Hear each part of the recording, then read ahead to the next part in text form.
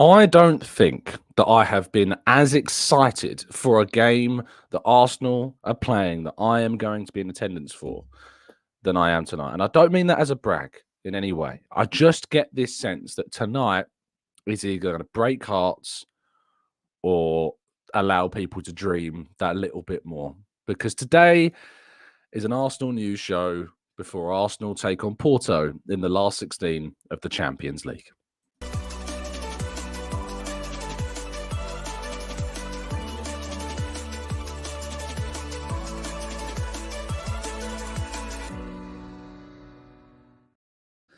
Hello and welcome to the Gooner Talk. Back again with you guys for another episode of what is the Arsenal News Show. Joining you every single morning at 8 a.m. UK time. Hope you're doing good. Hope you're doing well. Thank you as always for joining me. And as I say, making this a part of your morning routines. I'm all blurry. It keeps focusing. I know Odegaard wants all the attention, but I need this camera to focus on me. Come on. Focus on me, please. Is it there? I'm going to have to move it down here. Are we focused? Yes, there we go. We're focused now, kind of. I might even have to zoom in a little bit. Hold on. Oh, there it is. Look at that face. Jesus Christ. That's too much detail on this face. Good morning. Thank you so much, so many of you, as always, for joining me. It is so appreciated. Thank you for tuning in. I hope you've had a good start to your week, and I hope that tonight is going to treat all of us to quite the entertaining game. And ultimately, I hope it brings us everything that we want from everything that we could dream of tonight, which is just to progress. That is the key. Just progress, please, Arsenal. Just 2 goals, clean sheet. I'll take it. If you want to win 5 or 6, that's also fine. But I need us to go through tonight because I don't want to face the conversation of not going through. That is going to be one hell of a conversation if indeed it does have to happen. But if it does, we'll get there when we get there, rather than worrying about it right now. But good morning. I've also, by the way, I've got a little bit of a bad throat today and a bit of a cough, so apologies for that. Gooner 76, Damien, Louis, Jose, Kaiser, AB, Rowan, Tabani, Matt G, Black Shine, Franklin, Carlton, Runs with Cows, Arsenal Adventure, Stephen, Jean, Amira, James, Roy, Martin, Pat, Adagoki, Peter, and plenty more of you guys and girls as well. Joining us in the chat box this morning, I think I spotted a wild Sophie appearing in the chat. I did indeed. If you haven't checked out the omnibus of shows that Sophie did yesterday on her channel, Highbury Squad, make sure that you do. Mike took part in his first evening talk show as he's trying to embark upon this project. He's mastered the art of walking. It's taken him 64 years to do, but he's managed to do it in his intro video as well. And also there were some fantastic guests on Sophie's show with Jordan and friend of the show, James Green, of course, as well. So make sure you go and check it out. Right, let's jump into today's stories, shall we? Arsenal indeed will be facing Porto tonight. If you want to get my thoughts and the thoughts of my fantastic guests, please make sure you go back and check out the preview show that we did yesterday with all of our lineups, all of our talk of team news, and plenty more as well. But last night also bore witness to Chelsea's recent fixture and the last Premier League game of that match week. Although to be fair, we've got another, I think, Bournemouth against Luton is the next game, of course, but that's a rearranged fixture. And but last night we saw Chelsea just in the end, despite a very nervy finish, managed to scrape through. They have a 3-2 win over Newcastle for the battle to finish in 10th place in the table. Hots up, and it was an impressive performance from Cole Palmer. And in particular, Mykhailo Mudrik's goal will steal some of the headlines. And I actually covered this game. It's the first time I've covered a game from home at the moment, but I'll be at Stamford Bridge on Sunday for the game against Leicester. It's the first time I've covered a game and done more pieces around a game that wasn't Arsenal for quite some time. So it was an intriguing experience as I tried to put my Arsenal hat to one side for a second and write objectively about the Blues. But I think that what I learned from that game is that Chelsea, they've got a lot of talent, but the thing is that they just don't have consistency at the moment. They haven't got that ability to to gel and mesh all of these parts. And I think that Pochettino's continuous swapping in and out of players and changing his lineup every single week, it feels like, and changing the back four and changing the midfield, not the midfield, sorry, changing the fullbacks, changing the attackers. He just needs consistency. He needs to find a lineup and he needs to stick to it and only tweak it ever so slightly per game. But Chelsea coming through with a win, which obviously closes the gap between them and the top half. Mohamed Elneny opened yesterday a multi-faith prayer room at the Emirates Stadium. A lovely bit of inclusivity being provided there at the Emirates for those that would like to use it. And just fantastic, I think, to see Mohamed Elneny, of course, one of the cheeriest men at the club, opening that room as well. So I just thought I wanted to raise a nice smile story for you this morning on what is going to be a very high-pressure day as well. Now, moving into transfers, and Jorrel Hato is due to sign a brand new deal with Ajax. Arsenal, of course, have been interested in the Dutch youth international for quite some time and have followed him through his progression into the Ajax senior side. However, it is not thought that this new deal, which will run through until 2028 without a release clause, will deter Arsenal from their interest. They will remain interested in Jorrel Hato, and that will not deter them in any way from trying to sign him in either the summer or in the future. But he's a player that Arsenal really like, and this contract, the only guarantee this contract has is that it will get Ajax more money when eventually he does move on.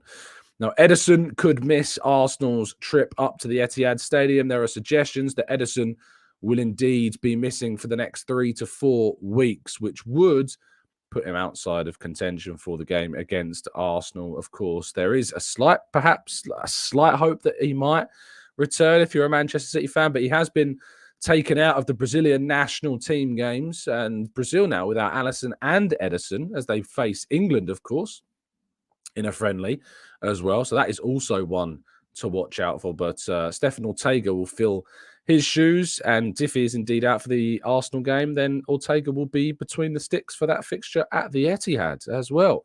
Now, Odegaard was the player that attended the press conference with Mikel Arteta ahead of the game against Porto.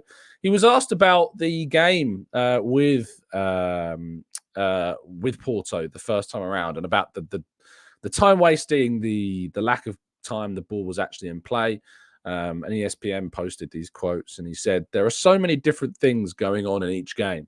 This game against Porto was one where the ball was out of play a lot, and a lot of stop and start and restarts and all of this. I think you saw that also against Brentford, and I think we dealt with it in a brilliant way. I think that was good practice. We already showed in that game what we learned in Porto, and hopefully we can do that even better tomorrow. First of all, we want to play our game. We don't want to focus too much on them and what they're doing. We want to play our game, and that's the main thing. We had to deal with a lot of different situations, a lot of time wasting. We had to control our emotions the whole game, and I think we did that brilliantly. And I think he's talking there obviously about Brentford rather than the away fixture in Porto, which is and has been, I think, the biggest test perhaps of Arsenal season. They didn't pass it, and they are going to have to try and make good on that tonight. So I look forward to seeing whether or not they're able to achieve it. And I'm sure that all of you as well are hoping that we can certainly reach the next stage of the competition, and that Martin Odegaard is going to be key to that in his own performances tonight. Now, Mikel Arteta also faced the press and was asked about the latest team news. Not only has Ederson been taken out of the Brazilian national side, but so has Gabriel Martinelli. It is not expected that he'll be involved tonight. However, Arteta didn't necessarily rule out Martinelli's involvement. He says there's not many updates. We still have 24 hours and we're trying to have everybody fit and available. He was asked specifically about Tomiyasu, who did train and was spotted in the open training session. And he said he did the first part. Gabby didn't, as in Martinelli. But that's what we're hoping for in terms of Tomiyasu to be involved. He was asked about the results between Liverpool and Man City and the fact that they're now top, and he said it's great to be top, that's for sure. It was an amazing game of football with two magnificent teams with so many alternatives. I think an amazing situation that we are even involved.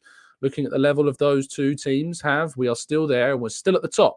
So the ambition rises. We want to continue to be there, and we have to be going game by game.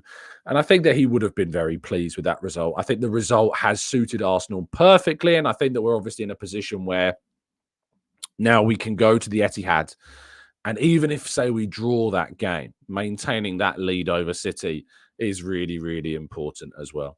He was asked about how much the squad has galvanised around Ramsdale after his mistake, and he says the unity around the players is amazing because it's organic, it's natural. They really feel for each other, and when they have opportunities to do something to make somebody look better or get him out of trouble, they are ready to do it. It was a great example, again, of the quality of the team and the people that we have within there as well. And he was asked about what they need to do differently against Porto tonight compared to the first leg. And he said, we're certainly going to have to tweak a few things to generate more than what we did against them. It's the level of the Champions League. You're facing top teams. The fact that there are 2 games as well plays on your mind. And we're going to have to be better on Tuesday night. In terms of lessons from the first leg, he said every week every opponent has their strengths and weaknesses and the way that they approach the game. And now we know them a bit better. We have played these kinds of games many times in the Premier League, and we played one 2 days ago. We'll just focus on being ourselves and do more of the things that we can control better than we did a few weeks ago. And I think that this is going to be key. It's going to be key about whether or not Porto come to sit in and defend deep and hold their lead and hit on the counter, or if they might look to do something different. Now, if I was Sergio Conceição, I would be looking at this game and thinking, well, Arsenal know what we did in the first game. And so what we need to do is shock them. Porto should be coming to shock Arsenal. Yes, they need to be defensively astute, but I think the best chance that Porto have got is hitting us on the counter, and they don't need to play so defensively that they just absorb pressure to inevitably they concede. I think Porto will be coming to try and do that, and although I think Conceição is a very astute manager, he knows what he's doing, and he showed that in the first leg. And I think that they will look to try and hit us hard. And I think they will look to try and break the game up and stop Arsenal's flow, as we saw in the first game as well. So let's wait and see what happens on the day. But the atmosphere is something I cannot wait to witness tonight. And I look forward to seeing what the Emirates crowd is going to do. He says, I think the impact that they can make in terms of the fans is incredible. I don't think that they really realise, so we need that noise and we need them playing every single ball with us. We need the certain emotions controlled as well to understand that the game can go through certain phases, and we have to be really intelligent to push in the right moments to get what we want. It is a beautiful opportunity to live these nights. It's been 14 years, so everything that we put is going to be worth it. And I absolutely agree. Everything that goes into this game is all about the last 14 years of hurt and trying to reach that quarter final. And I really hope that we do. I think we've got a great chance. I really do. But we're going to have to be astute. We're going to have to be clinical. We are going to have to be on it. And we are going to have every single possible advantage going our way. And you can secure an advantage to your internet security and give yourself a superpower and change your geolocation with NordVPN. And if you go to nordvpn.com/Gooner, you can get yourself a significant discount off a 1 or 2 year plan. Not only that, but you can get 4 months extra free if you go as well with that 2 year plan. And you can even use their birthday deal to help out a friend of yours that might need that NordVPN love. It gives you, as I say, that ability to change your geolocation on your laptop, your phone, or your mobile device, so that whilst you're in one country, your digital device thinks that it's somewhere else, so that you can access things that you wouldn't typically be able to do in your country of origin. If you're going on holiday and you want to hop back to where you live because you can't watch the things that you'd typically be able to live whilst you're on holiday, it gives you that ability to do so. And it keeps you safe and secure online without worrying about those pesky little trackers and cookies that are trying to get hold of your data. Not only that, but you can get involved with the latest competition. There is some tickets left for the Declan Rice prize. Do not miss out on your opportunity to get involved in this one. An amazing one to hang on your mantelpiece, a signed and framed shirt with a built-in television screen playing some of the Arsenal midfielders' early highlights of the club. There is less than a sixth of the tickets remaining. It's a UK-only competition. Link down in the description, as well as all the extra details of when it's coming out and how you can find out when you will be seeing the draw and more too. So please do get involved. Right, let's go to part 2 and your questions right after this.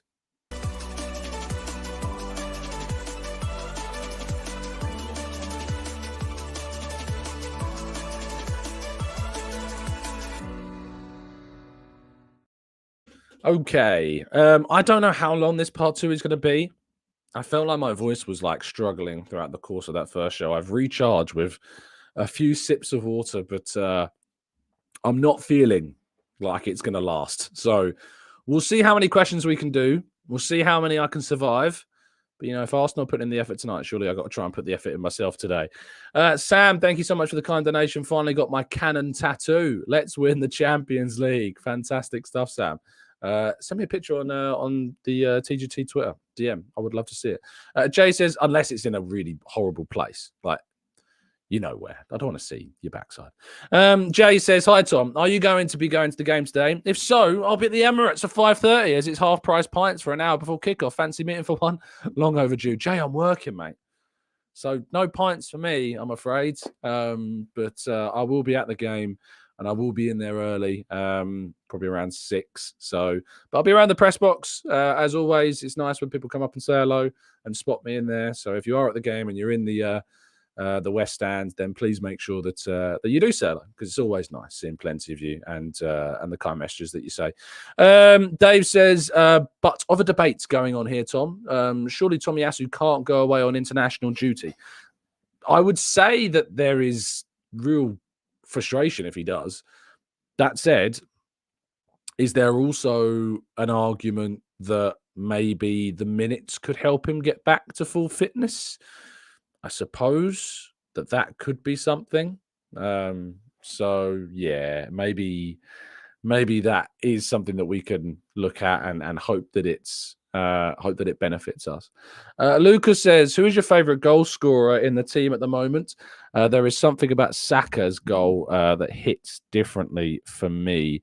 I mean,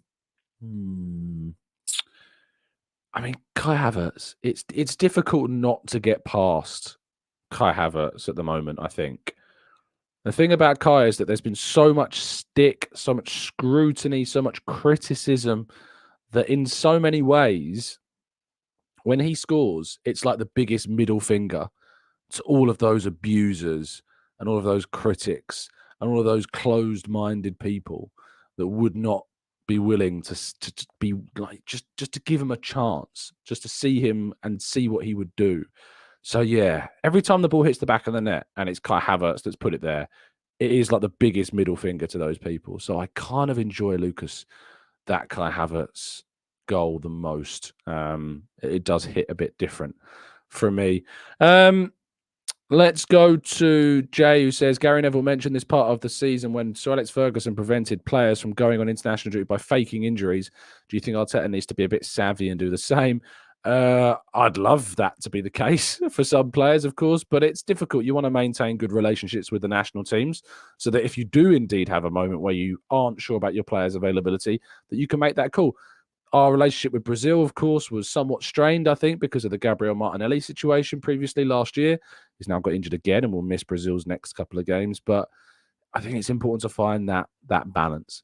Lai says, Tom, do you think this team is comparable to the Invincibles? No, I think that the Invincibles team was world-class and title-winning, and this team haven't won a title yet, so you can't compare them with them, for starters. And it's difficult to do that because it's different eras of football as well, different coaches, different philosophies, different players, different age groups, but the Invincibles won the league. This team hasn't won the league yet. This team hasn't even won anything yet. I know we've won the FA Cup in 2020, but it's a completely different team. This team hasn't won anything yet, so you can't really make that comparison at the moment. Kieran says, hi, Tom. Incredible content, and as always, in your opinion, who is the most underappreciated and most consistent player this season? Thanks for your kind words, Kieran. The most underappreciated player for me, the most underappreciated and consistent player, is there one? I feel like everybody is appreciated these days by the majority of fans. Ben White used to be incredibly underrated. I think he's not anymore. I think he's been labelled as rightfully our best defender in 2024 by most. Gabriel Magalhaes used to be scapegoated, and now I think everybody appreciates how good Gabriel is. I think David Raya's got a good shout of being this person, maybe, because there's still people that question him. But I think David Raya has been fantastic this year in 2024, and I think his distribution has been really underrated. So maybe David Raya. Jorginho's been excellent, but again, he's been very rated too. Declan Rice, Odegaard, Saka, they're always loved. Kai Havertz as well. Kivior is a great shout, but again, I think a lot of people are coming around to the idea of Kivior being I think everyone's really appreciated Kivior. I think everyone's pretty well rated right now. I think that it's been appreciated how good they've been, and the contributions that they've made to this team. So yeah, someone said Zinchenko. He's not really played too much this year, but I am worried that Zinchenko has become the latest scapegoat for Arsenal fans, the latest target for Arsenal fans. So I just tell people to check themselves. Sam Williams says, "What's your favourite kind of ice cream?" Honeycomb, of course. There's nothing better than honeycomb ice cream. And Roy says, thoughts on Tomiyasu's hair highlights. Thank you for the kind donation. So desperate to know my views on his hair highlights that he's dropped us in a little kind donation. Thank you, Roy. My opinion on the highlights, people are entitled to choose what they want to do with their hair. Who am I to judge? Who am I to judge what somebody wants to do with their hair? I'll judge a lot of things, but as someone who's got a dad that's sadly lost most of his, and I'm scared that mine will go the same way one day, I'm always a little bit reluctant to judge anybody's choice of haircut or hair coloring or what they do with it. So who am I to judge if somebody wants to put highlights in their hair? Who am I indeed?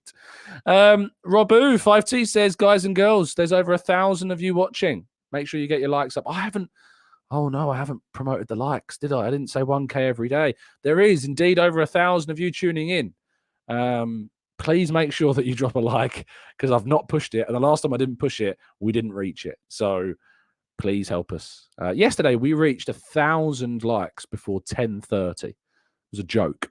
Like that, it's disgustingly brilliant.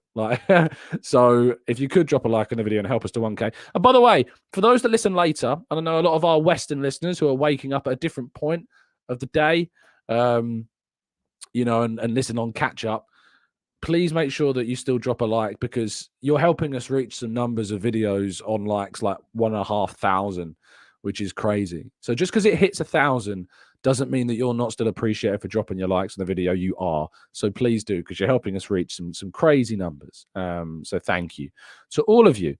Archangel says, relax, Tom. The bald gene comes from the mother's side. Does it really? That feels like a coping mechanism more than anything. Alani says, Kai Havertz is so clutch. I fancy you get something today. I hope you're right, Alani. James says, you're turning 30 soon after. Yes, James. Thanks for that. I really, really appreciate that. Great. And Sophie says, facts, Archangel. All my cousins went bald young. So is that true? Sophie's not bald. I suppose that's the wrong way to look at it, isn't it? Is their mum bald, Sophie? Let me know, please. Sonny says, how important is it that fans temper their expectations for the last 10 games? Fans expect to win by 4 to 5 goals a game, and when in reality, this is the most pressurized period and likely points will get dropped. I'm always a little bit reticent. Is that the word? Apprehensive to tell people to temper their expectations. If people want to get carried away, who am I to tell them to not to?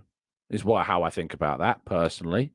So I think that I'm more inclined, Sonny, to say no. It's not important that fans temper their expectations, because I like fans enjoying their lives. I like fans getting carried away. I like fans enjoying themselves, because if you look back on last season, I talked about this before, if you didn't get carried away, if you didn't enjoy it, then you would have wasted the season and the brilliance that we had last season. The Manchester United won a League Cup trophy, and I wouldn't have swapped their season for ours. I loved it. It was unbelievably good, and it built up to this season. It was a consequence. This season is a consequence of last season, and if we win anything this season, it will be a consequence of what we did last season. So please bear that in mind. People are now really going for the ball thing in the chat. Suggestions that it's your mum's dad, apparently. Now, I had never met my mum's dad, so and don't know who they are, so I will never know if indeed I'll get that. My dad's mum had very thin hair before she died, so I don't know if that's in any way related to it, but yeah, on my mum's side, I don't know anything past my mum in terms of heritage. So it's difficult for me to know if that level will affect me. My dad lost his hair pretty early, I think. By my age, I think most of it had gone. So I've got pretty lucky so far. It's probably fair to say. Pretty lucky indeed. So you got to take that. Take your wins. Take your wins when they come. Rob says, first time this season, the entire squad is available for the Manchester City game and the run-in. Fingers crossed over the international break for no more injuries. And of course, also for the Martinelli, sorry, getting back. I know I lost it. Macambo, this has turned into the ball talk, indeed. I can feel the hairs falling out of my head as I speak about it. I feel like I don't need to draw attention to it.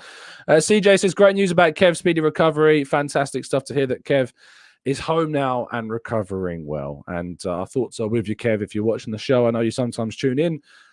Speedy recovery to you, and yeah, we wish you all very, very well indeed. Omar says, you don't know your mum's dad. How does that work? Think about it, Omar. It's not difficult. It's not difficult to work out. So there you go. Gene says, Tom, do you think that the teams get info on the refs and how they manage games? I think that I think without a doubt, I think they'll probably look into the referee. Of course, Leandro Trossard is refereeing tonight's game, for those that didn't know. So he won't be available for selection because he's refereeing the game. So that's worth remembering for your predicted lineups. Just remember that. Yeah, it's going to be tricky. It's going to be tricky. Sophie says, now I'm picturing the barber scenes in Coming to America.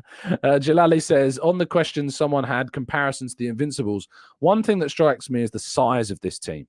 It's intimidating. It's big. The players in the tunnel, we used to scare teams. And I absolutely agree. We used to scare teams. And I think that we do scare teams now. And that's a really good quality to learn. So Nicholas says, Tom, I just learned that a Yorkshire pudding is what we Americans call popover. I had no idea. I've never heard of that phrase before. What is a Yorkshire pudding? No, I'm joking. Wow, a popover is a light roll made from an egg batter, similar to that of Yorkshire pudding, typically baked in a muffin tin or dedicated popover pans. Yes, they do look like Yorkshire puddings, to be fair. Yeah, they're great. I don't know why, Nicholas, that's been brought up, but there you go. I mean, this has become a bit of a food chat this morning, which I don't generally mind, to be fair, having a chat about food. So there you go.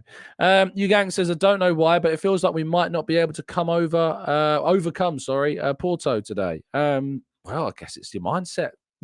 Got to be more positive. Jayco says, Tom, that must have been a sneaky question for us to hear about your family details. Any details on that? I mean, they asked about my hair heritage, JKO. So, yeah, basically, if you want to get inside information about my family, apparently all you need to do is ask what my hair heritage is. Apparently a point of contention.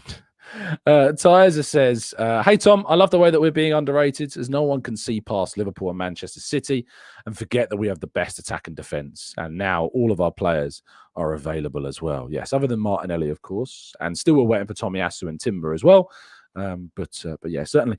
Lee says, Tom, Jamie Oliver Canton. I used to be obsessed with watching Jamie Oliver shows when I was younger. I think I've outgrown them a little bit. I've kind of moved into other celebrity chefs these days, but I do enjoy cooking. And of course, we had one of our previous sponsors as well. Let me know if any of you signed up as well for that. And if any of you are getting to grips with your cooking skills. Omar says, nope, still nothing. I can't understand that. I hope it's not something right in one's face. Yeah, it should be. It really should be. I'm not even going to tell you because it should be that obvious. It really should, Omar. Going bald in Yorkshire pudding, says Sophie. Yes, the ingredients to any good podcast. See what I did there. Archangel says, good question. I'm hoping that myself. Let's have a look at Viraj's question. Do referees study the first leg of the Champions League? And would they be more aware of Porto's time wasting and going down like feathers while defending corners? It's an excellent question. And the honest answer is, I don't know. I don't know if they do. Honestly, it's a good question. You'd have to ask one, I guess. And rarely do I ever get the chance to speak to a referee. The only time I've ever had any kind of interaction with a referee was with Chris Cavendish. I think it's Chris Kavanagh. Sorry, not Chris. Chris Cavendish is someone else, isn't it? Chris Cavendish.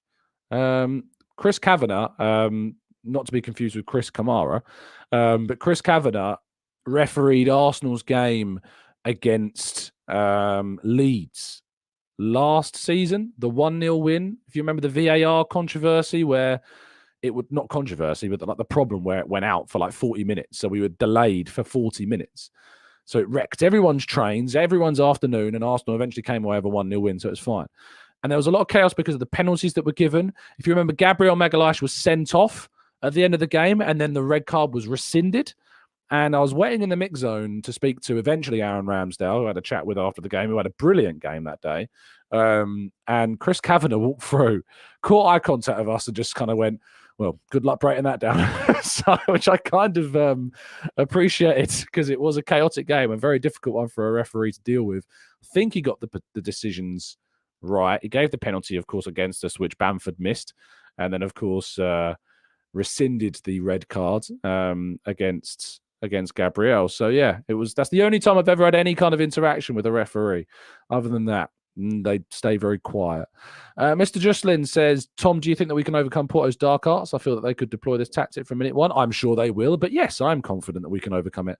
Mr. Rob is, I can't believe I was reading that like Robist He-Man.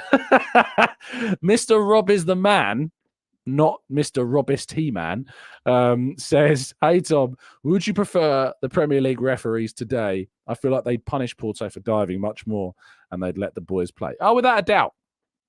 Without question. I would love to have Premier League referees for this game. European referees are a lot less lenient. And so it could get a little bit frustrating, especially if Arsenal don't score in the first half. It's going to be very, very frustrating.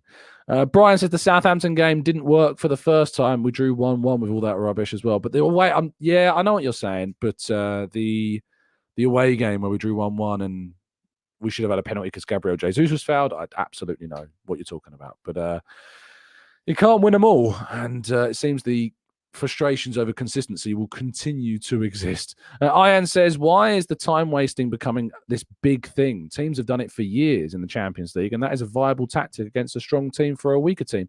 We have to overcome this as the stronger side. You're absolutely spot on. James says, with Urian's brother, Quentin Timber, being linked with the Spuds, do we have a moral obligation to save Urian and save Quentin from that terrible fate? Without question, James, yes. He's a good player. I think he'd be a really good depth option for our midfield, actually. So I wouldn't be signing him just for the sake of signing him. But I think Julian's got to have a quick word in his ear. Like, surely you don't want to do that. Imagine that, two brothers. Has that ever happened before? Have two brothers ever played, one for Arsenal, one for Spurs? I'm sure it has happened back in the day, surely. Some of our older listeners might be able to give me a clue. I want them to have played against one another, ideally, rather than kind of relatives down the generations or, during different time periods. I kind of wanted them to have played against each other for Arsenal and Spurs. Is there an example of that happening? Can we do brothers play North London derby against each other? Has that ever happened? Has that ever happened? I doubt it. There's not many brothers in football, is there? But you think maybe there was a time like back in like the 50s or 60s where there was a couple of brothers playing on either side of North London. But if you can find out if that's ever happened, or any other derby, to be fair, I'd love to hear it. That's the type of thing that I really like to know. So do let me know. Do let me know, please. Thank you so much, everybody, for tuning in and listening. I really appreciate your time, as always. I hope you have a fantastic day, and I hope that it ends in the perfect way. If you're going to the game today, enjoy it. I'll be in the press box, of course, a little bit later on, and I'm looking forward to what is hopefully going to be an amazing atmosphere. If you are going, can I just ask one quick favour? Get in there early. Take advantage of the deals that go on in the Emirates when those are indeed available for getting in there early.